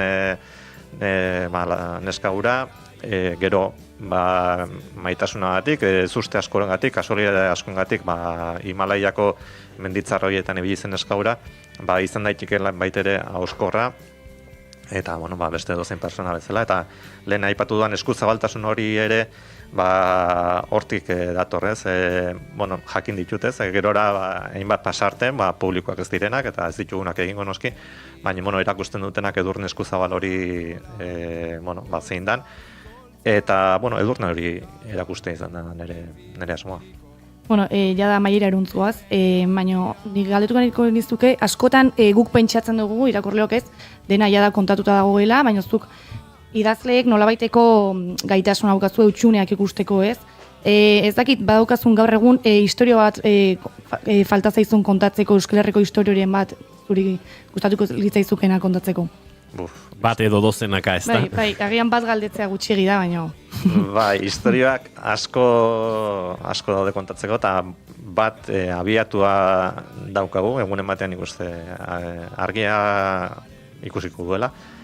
Baina, bueno, ez dago ez dara histori izugarriak bilatzen ibilarrik, ez? Duela gutxi idatzi dut ipuin bat, eta, bueno, Antxe Basko Kanpinek antolatzen duen mendi ipuinen lehiaketan saria jaso du, eta da nere, bueno, ingurune hurbileko historiotxo bat, ez? Aita zena, bueno, aita lehen urtean zendu zen, eta bera Leitzaran Baierakoa zen, hor oiokikoa, eta hor kokatu dut historiotxo bat, ez? Bueno, kontatuz pixka bere txikitako pasarte batzuk, nire oroitzapen batzuk, lekuari buruzko historia baita ere, memoria historiko pixka badago baita ere, ez? Oioki, plazanlako trena, bueno, garai bateko bizimodu hori, eta, bueno, beti daude historia kontatzeko, eta bueno, nahi falta zaidana askotan da denbora, kazetaritzaren eguneroko zurrunbiloan ez daukagu denborarik bestelako lanei behar bestelako sakontasunez heltzeko, baina, bueno, tarteka gauari ordua lapurtuz, bueno, lortuko dugu. Bueno, eta azken galdera moduan, nik entzulei, aprobetxatu nahiko nuke entzulei nolabaiteko gomendio bat aipatzeko zure aldetikan. Orain arte idatzi dituzun lan guztietatik, ez dakit badagoen baten bat irakurlek ezagutzea gehien gustatuko litzaizukena, bueno, edo agian zuk gehien gustuko duzun batzuk. Bueno, nahi zaila egiten zaitez, baina, bueno, eskatutako aleginagatik, dedikazioagatik, eta nik uste nire lehen aipatu lan mardulena edo sendoena mendi minez izan da, eta, bueno, ja baditu urte batzuk liburuak, baina, bueno, biografia liburu bat, Amasio Mazazpin Mendizaleren biografia jasotzen da bietan, eta, bueno, uste euskaraz zoritxarrez deskartalogatua edo dagoela, goendik liburu den da batzuetan aurkitu daiteke, baina, bueno, bai, niretzako liburu importantea izan zen ura, eta jarraitzen du izaten. Bueno, Ramon hori izan da guztia, mila esker gure gana etortzagatik, eta zure lana gure gana ekartzagatik, eta ea beste baten etortzeko aukera daukazun. Eskerrik asko zoi. Eskerrik asko, Ramon.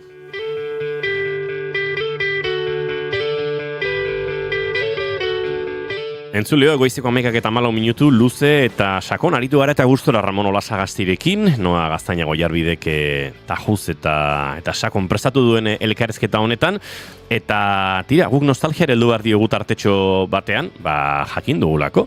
Peiremans Plus taldeak, badakizue, horre, bueno, hainbat artisten arteko elkartze horretan, sortu zela, momentu batean euskal musika egintzan ikaragarrizko arrakasta izan zuen proiektua, Peiremanstarrak bueltan datoz, eta zer eta bira bate jakinarazi berri dutelarik, hain zuzen ere, abenduan, 2026ko abenduan hariko dira jotzen, ez dakit horren parean, disko, EP, vinilo, edizio berezi, edo antzekorik iritsiko den, Goiuri? Datak aipatu daitezke? Bai, nuski? Ze, ni konturatu naiz, begiratu dut, eta lehenengo kontzertua da, abenduak 4 eta gero 11 arte ez dago kontzerturik. Horrek esan nahi du...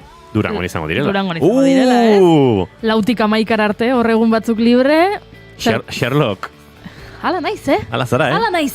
Naia, bale, nahikoa dugu. Ui, badaukagu gure labankadarako abia puntu bat. Peiremansen itzulera. Eta misterio asko, ez? Beraiek iragarri dute. Gorka Orbizu baino sinistroagorik ez dago zioen unaik gure bigarren denboraldian. Hori egia da. Eta nik mantentzen dut. Gorka Orbizu muxi bat emendik. Baina bai badoka Gorka Orbizu gola puntxu bat, ezeneko bere txeko arkoilean gorputz batzuk zatikatuta izatearen.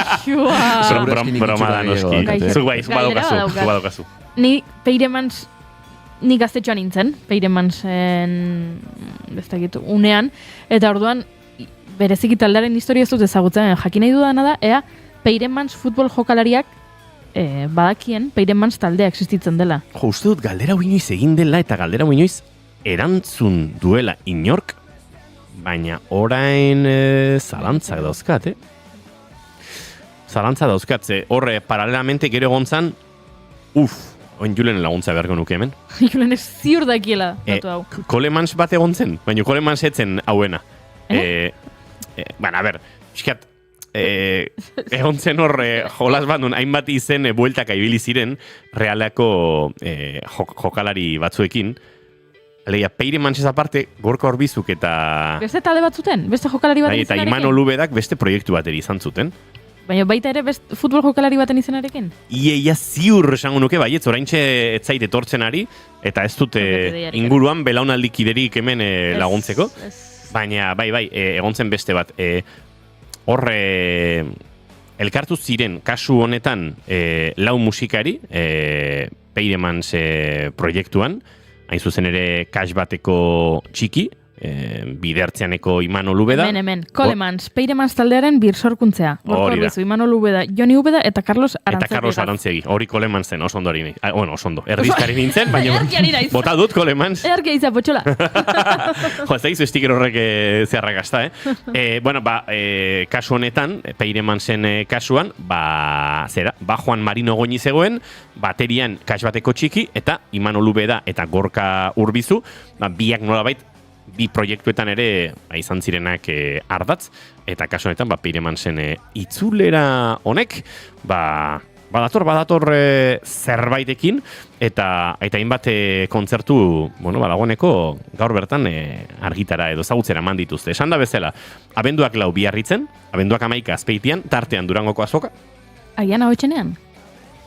Ez ezin da, ahotsenean jotzeko... Gehiagitxu igual? Ez dakit.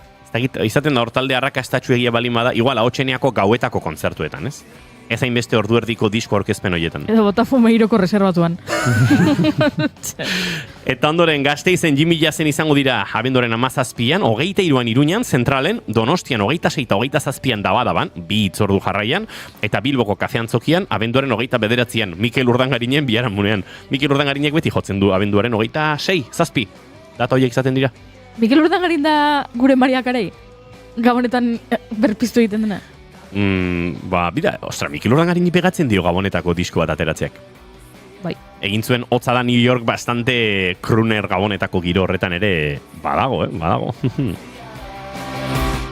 Coleman realeko entrenatzaile izan zen hori da, Julenek esan digu, bai. Eta Peiremans jokalaria. Bai. Peiremans iritsi izan lesionatuta realera. Bai. Eta izan zen pixkat txiste moduko bat. Geixua, Peiremans. Bai.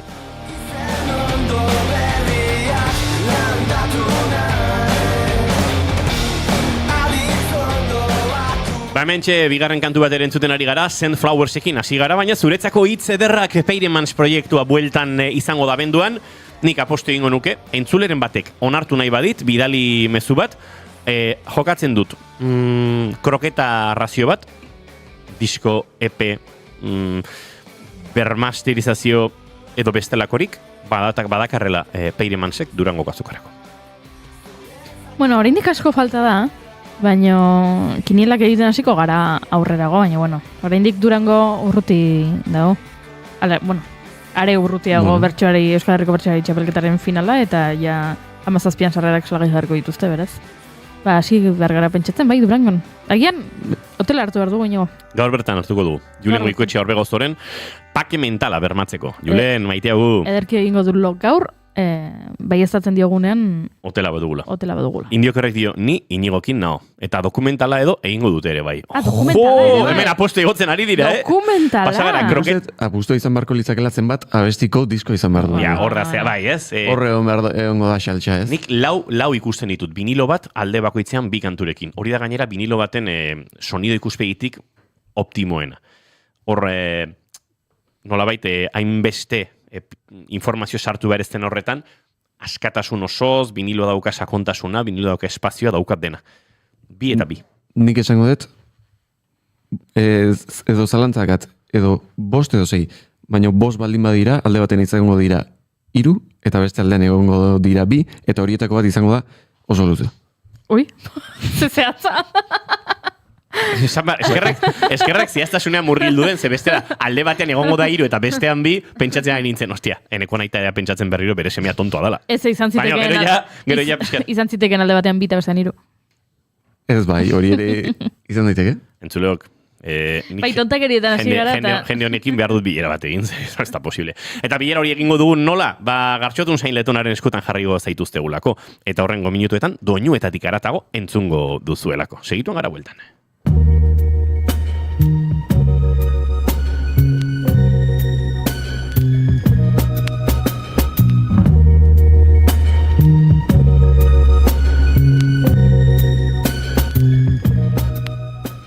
Ongi etorri entzule doinuetatik haratago saioaren atal berri honetara. Badakizue astero hemen biltzen garela doinu berri batzuk ezagutu eta gure belarriak goxatzeko. Aste honetako lehen gomendioa, Big Thief taldea izango da. Izan ere, ostiral honetan gure lurraldetan jotzen ibiliko dira. Bilbon hain zuzen ere, Santana 27 aretoan, talde handia da Big Thief eta gure inguru hauetan, ez dakit noiz bait jo duten, baina benetan ikusteko aukera baduzue, etzazue ostiralean zita galdu. Ni bertan izango naiz. Horregatik ikarri nahi izan dizuet, aste honetako lehen gomendio gisa. Izan ere, estatuatutako indie folk rock talde ezaguna da, Brooklynen sortua, eta esango nuke behaien musika oso eklektikoa dela, oso gauza ezberdinak nasten dituztela, baina beti badutela poesiarekiko eta historiak kontatzeko joera bat. Gaurkoan ekarri dizuedan Simulation Swarm kantu hau, 2022 urtean kaleratu zuten Dragon New World Mountain I Believe in You kantu sortan ageri da, eta nola ez beraien frontwomana den Adrian Lenkerrek sortu zuen. Beste behin hitzak izugarriak dira eta badu soinu akustiko moduko bat, baina beti ere Big Thief taldearen soinu berezi horretaz inguraturik. Eta ez dakit zer gehiago esan talde honi buruz, oso bereziak direla iruditzen zaizkit eta harribitxi bat direla ere esango nuke. Beraz, hementxe duzue, ostiralerako ziterako aperitibo gisa Big Thief taldearen Simulation Swarm.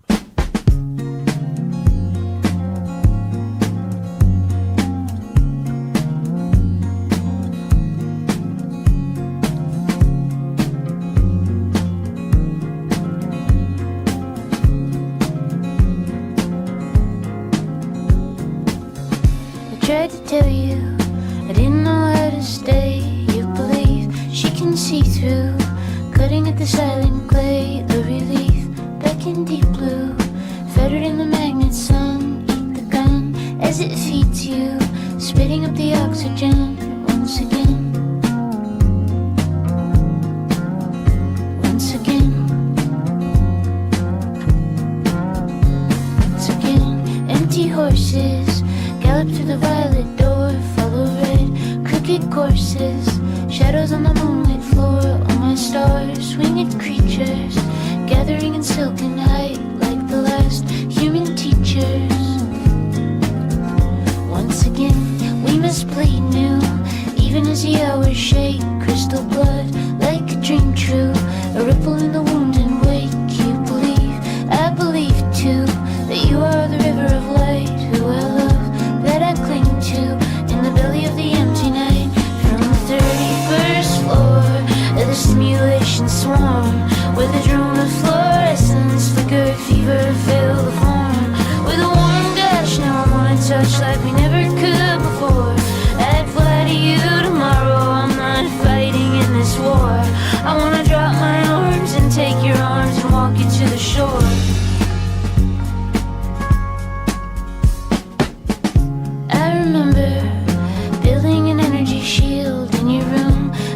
Temple, swallows in the windless field, very thin, with your mother, tall as a pale green tree, very wild, bright as winter, rising with the prism key, and a child to deliver, taken with the blood and vine,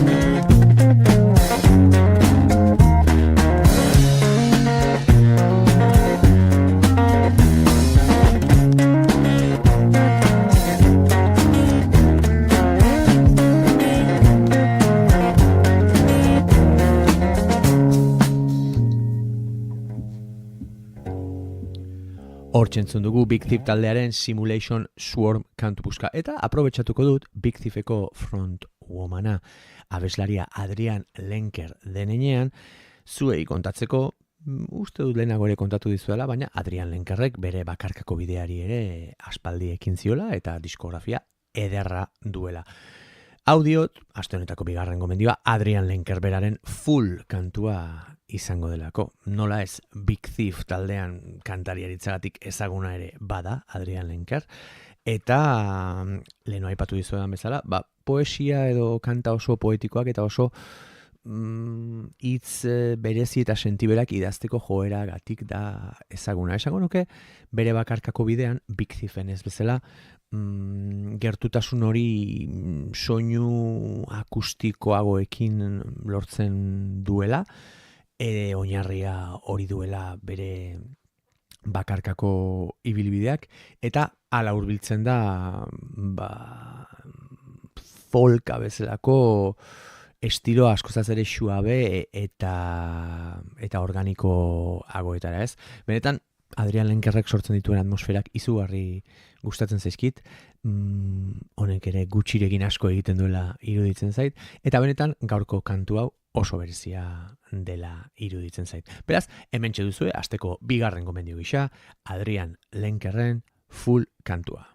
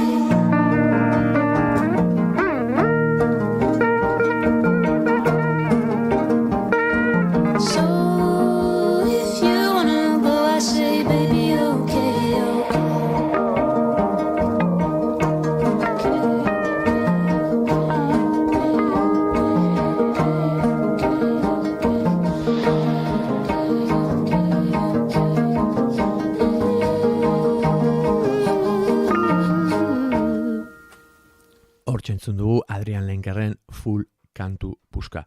Aste honetako hirugarren gomendioa gure inguruan bizi den eta duela gutxi ezagutu dudan artista bat da, Kepa da bere izena.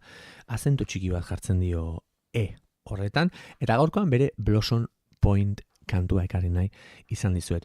Hermanos Gutierrez izugarri gustatzen zaidan taldea entzuten ari nintzela, interneteko algoritmoak gomendatu zidan, eta ez ustea hemen gure inguruan bizi den artista dela ezagutzeak.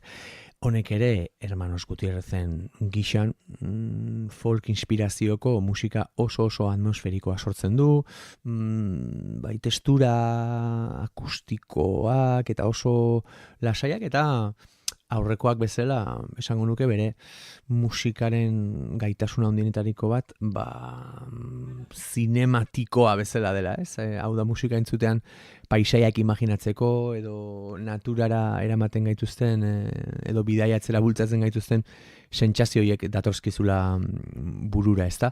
Eta niri asko gustatzen zait. Izan ere kontemplaziorako gonbidapen bat izango balitz bezala sentitzen naiz, eta benetan uste dut horrelako musika egitea ez dela bat ere erresa, eta horregatik miresten ditut eta apreziatzen ditut hainbeste saiatzen diren hoiek. Produkzioa esango nuke nahiko minimalista dela, oso gertukoa eta berezia, eta izugarri gustatu zait kantu hau, eta horregatik ekarri nahi izan dizuet. Beraz, hauxe da aste honetako 3. gomendioa Kepa artistaren Blossom Point.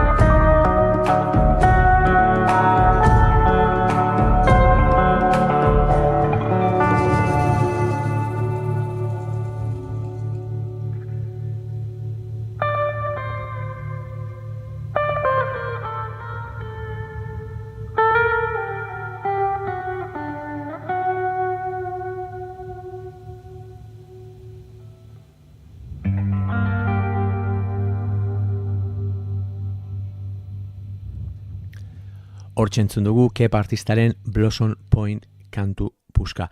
Aste honetako azken gomendioa klasiko bat izango da. Aspaldi ez nuen entzuna eta nire ikasleek koreografia bat egiteko aukeratutako kantua izan da azken aste honetan.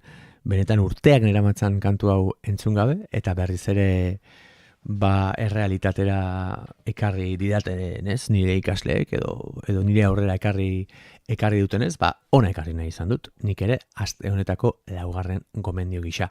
Tom Odell ezagunaren Another Love da klasiko bat. Esango nuke 2010 hamarkadan musika definitu zuen balada handienetariko bat izango da, 2012 urtean bere single edo lehen singlea uste dut izan zela, ala kaleratu zuen mentzat, Long Way Down izeneko lehen albumean, eta izugarrizko arrakasta izan zuen, pianoa oinarri duen eta benetan hitz gogorrak dituen kantu honek, gero erare oso arrakastatxu edo lehen lerroan mantendu den kantu bat da, eta horrek esan nahi du urten poderioz ere jendeak gozatzen jarraitzen badu, benetan kantu tzar bat sortu zuela Tom Odellek Another Love honekin, ezta?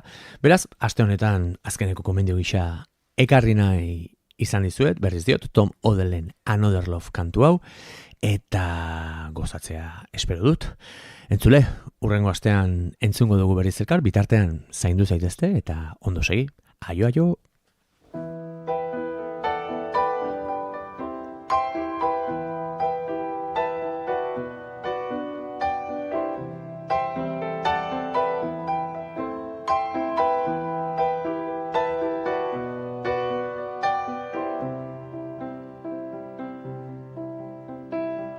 I wanna take you somewhere, so you know I care, but it's so cold and I don't know where. I brought you daffodils on a pretty string, but they won't flower like they did last spring. And I wanna kiss you, make you feel alright. I'm just so tired to share my nights. I wanna cry and I wanna love, but all my tears have been used up on another love. All my tears have been used up on another love. All my tears have been used all on another love. All my tears have been used all.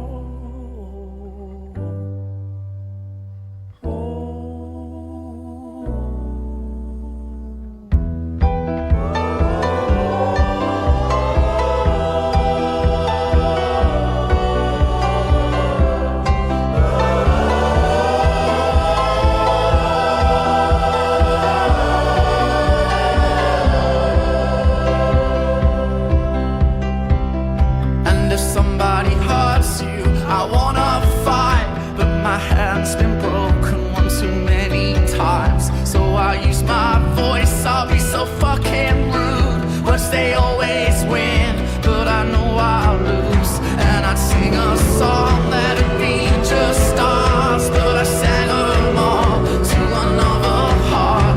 And I wanna cry, I wanna learn to love, but all my tears have been used up on another love.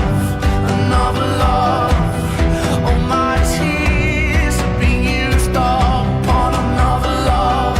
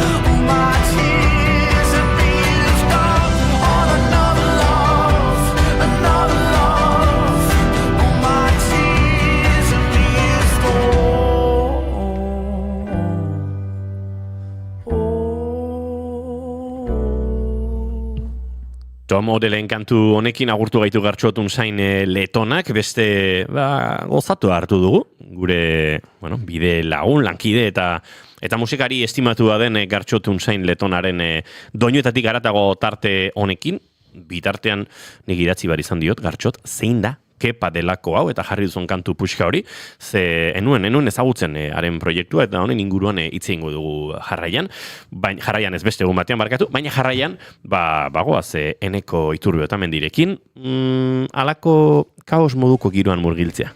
Notizia xelebre xamarra dakartza gaur ere.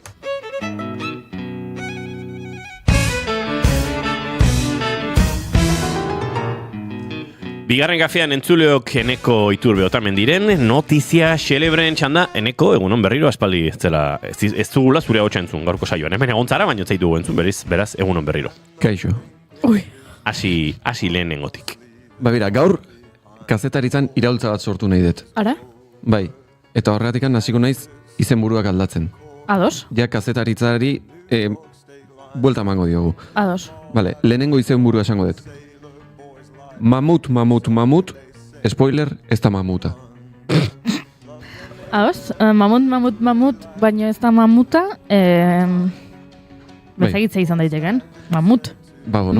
Massachusettseko munduko... Nungo abarkatu? Massachusettseko? Massachu batxinagi. Bai, Massachusettseko. Massachusetts da Nepalgo provintzia bat. Bixi ari zara, Ez da gia. Ez da gia. Horain begiratuko bagenu, eta ikusiko bagenu, Nepalegen egon beharran Bangladesen dagoela. Epa, arazoak. Bueno, nik ere... Bazuk Nepalera joan nahi duzu? Zego jurik Massachusetts esan nahi zuen. Bai, nik Massachusetts esan nahi duen. Massachusettseko... Ez, esan du mamut, eta pentsatu dut, agian ez balin badira mamutak, ez, animaliak. Mamut izan daitekela Massachusetts Museum of Technology. Ez daukazer ikusirik, ados. Ez, mamutekin zer ikusia daka. Ados. Bueno, 70 urtez, Alaskako Unibertsitateko museoak 1950ean, Fairbanksetik gertu aurkitutako bi ezur handi gorde zituen, ustez mamut batenak zirenak. Otto Geist naturalistak honela sailkatu zituen, bere tamainagatik eta baita Pleistozonoko fauna aberetsa dagoelako zonalde horretan. Pleistozonoa da duela gutxi gora bera 2,55 milioi urte eta 11.000 urte bitarteko garai hori. Vale? Baina Pleistozonoa izango zen, Pleistozenoko ozono geruza, ez? Baina garaia Pleistozenoa da, ez? Hori da, Pleistozeno. Pleistozono esan dut? Bai? Bueno, Pleistozenoa oso ondo inigo hor... Zure aita eskopeta kargatuta, eneko tontoazea. Eskerrak inigo... Nora izan dut zure aitak? Gizon misteriotxoa. Gizon misteriotsua, pakean utzieneko, gubernetan ari gara, baina ez zazu aprobetxatu orain, guberarekin sartzen garela, zuerearekin sartzeko, Piskat, den ondo. Bueno, alare, 2008an egon zen olako programa publiko bat, adoptatu mamut bat, izena zuena, eta, programa horretan, fosilak, berriz ere aztertzea, eta, nolabite, ezurrak berriz ere berrikustea zen honen asmoa. Eta inoiz erregistratutako mamut gaztena aurkitzeko aukera zegoen, eta hau da, Alaskan zeuden bi orno ezur hauek, ze, honek bazituen 2000 urte inguru edo 2000 urte baino pixka bat gehiago, eta, azken mamuta ezagutzen dena behintzat 13.000 duela 13.000 urtekoa da. Baina, ikertzaileek espezia egiaztatzea erabaki zuen, eta kontu hartu ziren, etzela mamut batena, hor, animalia horrek zituen nitrogeno eta karbono mailengatik, ez? Konturatu ziren, Ipar Pazifikoko franko bale bat zela, eta bestea minke bale bat. Hau da, ez ziren mamutak baizik eta... Baleak ziren? Baleak, hori da. Eta, aurkikuntzak misterio berri bat planteatzen du, eta misterioa da, nola iritsi ziren baleak Alaskako kostaldetik 200 kilometro baino gehiagora. Zientzialariak, hiru hipotesi posible aztertu dituzte. Lehena da, nora ezean dabiltzan baleak, ezoiko ibai batean sartu eta 200 kilometrora bukatu dutela. Beste hipotesi bada, gizakiak hartu eta garraiatu dutela. Eta gero, badago beste bat, hau segurazki posibleena dena, eta da, etiketan nahastu egin zirela, etiketak jartzerakoan... Goiuri bezala, Masatxu eta Massachusetts. Ni saiatu nahi zulotik ateratzen eta ez zidazu utzi. Eta, bueno, azkenean... bildumak nahastu egin zituztela. Bai, hori da, segurazki posibleena, bai, onartuena, eta nik uste dut ere, ni ados nago horrekin, nik uste dut nahastu egin zirela, ze ez dakit, bale batek nola egin ditzazken 400 kilometro errekan gora hasizkero. Itxasotik hasita, bueno, posible da, baino, ez dakit. Xelebre xamar. Bai, xelebre xamar. Nor daki, Zenbat kilometro? Larun. Ez diren beste, Bueno. Ibaiak zabala behar du noski, behar du fondoa. Ze jebia. Bueno, guazen bigarren notiziarekin ba. Hori da, bigarren notizia. Eklipset animaliak ta ornodunak ta ornogabiak. Izaki bizidunak ta euskin desagarpena minutu batez. Epa. Jazta. Hori da, bigarren albisteren titulua. Eta, garapena da? Ba, bueno, nola eragiten die eklipsek animaliai. Ados. Egia zan hau nahiko simple egin dut titulua, baina, bueno. Bueno, baina garrantzitsua da, ze abuztuaren 12an eklipsea izango dugu hemen Euskal Herritik ikusiko dena. Bueno, ez txoko guztitatik, baina bai askotatik. Goiuriren jarrean eragina izango badu. Eklipsea jakin nahi du. Eragina izango du noski. Ez dakit Goiuriren jarrean eraginek izango duen, baina animaliengan behintzat bai, ze, bueno, ikerketa batean, Riverbankseko zoologikoan, ondorio estatu zen, animalien 175 eklipse batean bere portaerak aldatzen dituela. Animaliak, eklipsea ez dute gertaera astronomiko gisa interpretatzen, baizik da, bapateko, ingurumenaren alterazio moduko bat, ez? Beraientzat da, momentu batean, batetik bestera, bargia joaten dela. Beraiek ez dute astronomia bere hortan ulertzen. Eta, adibidez, 2024ko eklipsean, estatu batuetan, hegazti askok goizeko kantuak abesten hasi ziren, ilundu zenean. Ze, karo, beraie pentsatzen duten da. Egun berri bat jaieko da, ez da? Ostra! Eta, gaueko espeziak adibidez, xagu xarrak eta beste asko, hoi baino lehenago atera ziren, beraien... Eta batean argia eta denak vampiroak bezala isutuan. Badakizun eretzat xagu xarra eta vampiroa gauza bera direla. Bai, sinonimoak ez. Ez du lortu garatzea bi kontzeptuien arteko aldea. Eta, gero horretaz gain baita etxea bereak eta animalia basatiak ere ikusi izan dira, beren etzalekuetara edo ez dakit logela esan behar den ala, baina, behaien lo egiteko tokietara, aldez aurretik itzultzen direla. Gaua balitzezala. Izugarria. Eta, horretaz gain animalia askok ere, antxitate eta urduritasun zantzuak ere bizitzen dituzte. Esan marri zuneneko, oain goiek ingo. Ez ziren bora eman. Pena mandidate, animalik antxitatea eklipsaren gatik. Apena.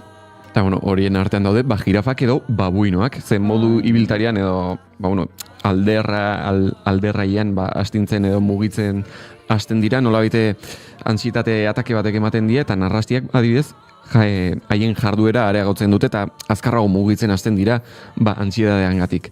Eta, adituek gomendatzen dute, eklipsak irauten duen bitartean, txakurrak eta katuak adibidez, kalera ez ateratzea, ez bakarrik estresa saiesteko baita ikusmena babesteko ere, ze izan ere erretinak kalteak izan ditzake eguzkiari begiratuz, gero?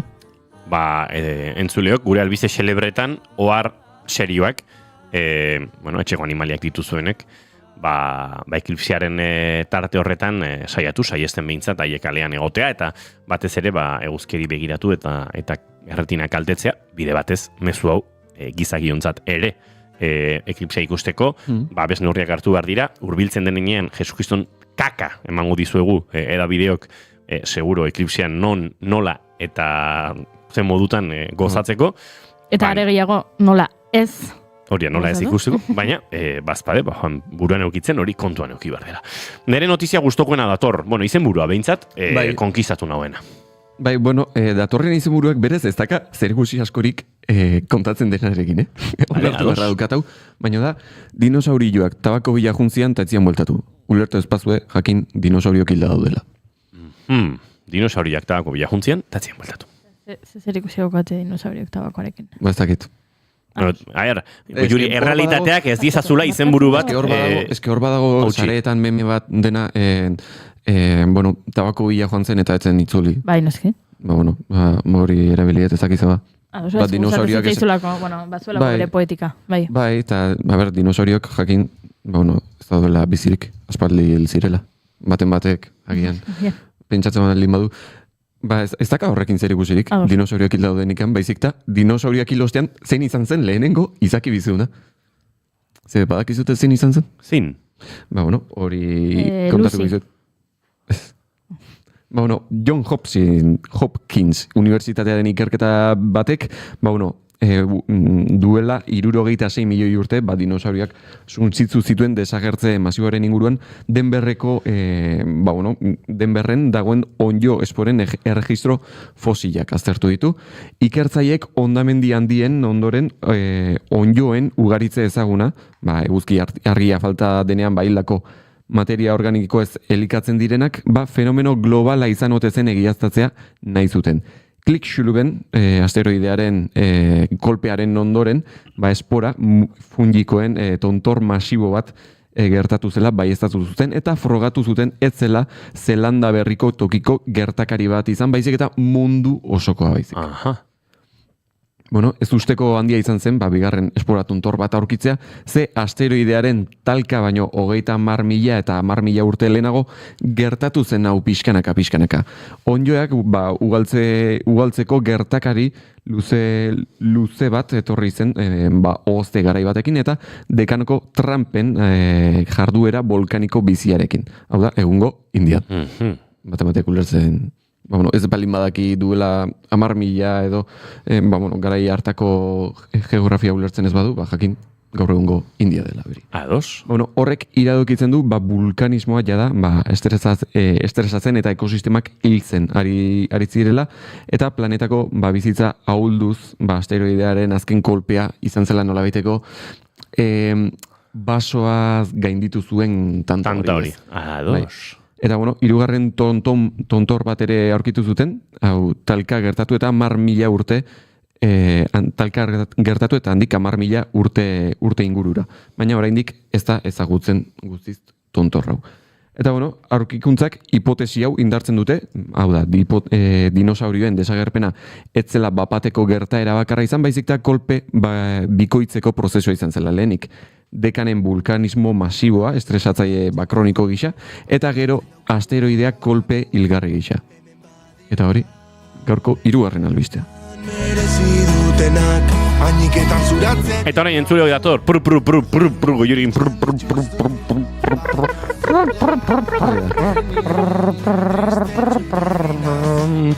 usuak usotokian usukeriak iten. Hau izen buru entzuleok. Bai, usuak egiteko ez da. Bai, nik enuen inoiz horrela egin, baina morain diozula. Ez hain goran ez, hori ja pixkat kanario bazan, Bale, jazta nahiko, aguzta. Ze iraultzaileak izenburu hauek, Zergatik ez dute... Horentxe, on Ernesto Che Guevara, bere jobian dago, gozatzen zure iraultzarekin. Ja. Eta bera bakarrik nik uste mundu guztia. Bai. Bueno, usuez, itzein dugu orain. Usuak, ze egiten dute usuek? Gauza asko egiten dituzte. Eta garaibetan ze egiten zuten, mezuak bidali. Eta, karo, uso batek nola bidaltzen ditu mezuak? Baina badaki. Bai, alaxe da. Baina badaki nora joan behar duen. Badaki nabigatzen uso batek. Jakingo du, ez? Eta lainotuta baldin badago? Zakit. Erabiliko ditu... Edukiko dituzte moduak... Zakit, historikoki erabili badira mezuak bidaltzeko izango da balio dutelako horretarako. Hori, galdera horri erantzungo diat, eta da, Boneko Unibertsitateko eta Max Planck Institutuko ikertzaiek aurkitu dute erantzuna ustekabeko organo baten, gibelean. Ara? Gakoa ez dira neuronak makrofagoak izeneko zelula inmune mota bat baizik, hor dago gakoa. Zelula horiek burdin oksidozko nanopartikulak metatzen dituzte globulo gorrizarrak birziklatzean. Eta horrek nola egiten du, alegia zelula inmune horiek oksidozko nanopartikulak metatzeak nola egiten du eurak orientatzea. Hori da, burdinazko partikula horiek superparamagnetikoak dira eta horri esker lurreko eremu magnetikoarekiko sentikortasun handia detektatzen dute. Eta ekipoak egiaztatu duenez, gibeleko makrofago horiek nerbio zuntzera konektatuta daude eta garunera seinaleak bidal ditzakete. Zelula horiek esperimentalki ezabatzean usoek eguzkiarekin nabigatzen jarraitzen ikusi zuten, baina egun lainotxuetan orientazioaren zentzua erabat galtzen zutela eta ezin zutela haien usotegira itzuli konturatu ziren, organo hau kendu zietenean. Aurkikuntzak Science aldizkarian argitaratuak usoen iparrorratz biologikoaren misterioa ebazteaz gain ikerketa bide berriak irekitzen ditu. Hau da, baliteke antzeko mekanismoak egotea beste hegazki migratzaile batzuetan. Adibidez, itxas dortoketan, arrainetan, edo baita beste eremu magnetikoa orientatzeko erabiltzen duten beste hainbat ugaztunetan. Usoak gibelarekin gidatzen dira eta guk gidatu behar zaituztegu zuzenean entzuleo gure informazio zerbitzuetara. Zeguerdik 12 bueltan dituen, Iturbe eta Mendi, eskerrik asko. Agur. Goiuri ez eizarandia, bihar arte, eta entzuleo gubagoaz bihar goizeko 10 eta 5 hemen izango gara. Esan da bezala, informazioaren txandorain naiz irratian.